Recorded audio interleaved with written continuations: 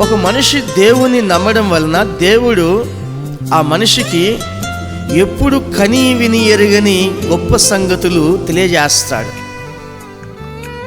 దేవుని మాటకు మనము లోబడాలి అని చెప్తున్నప్పుడు శ్రద్ధగా వినాలి.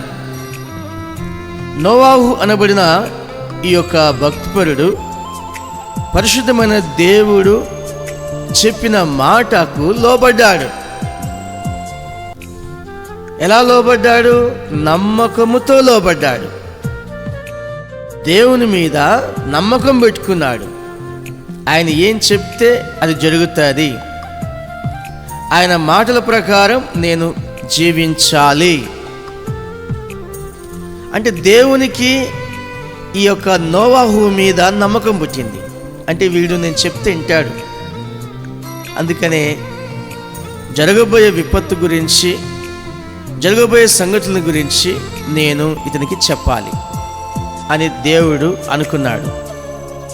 ఇంకొక విషయం ఏంటంటే అతనికి భయభక్తులు ఉన్నాయి.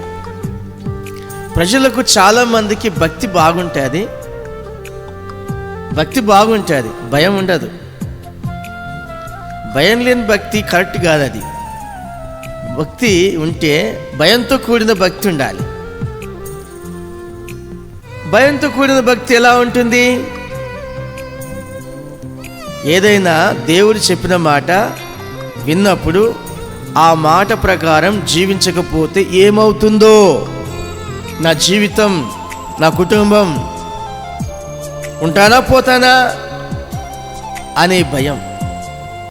అంటే దేవుడు చెప్పిన మాటకు సంపూర్ణమైన విధేయత చూపించటము భయం.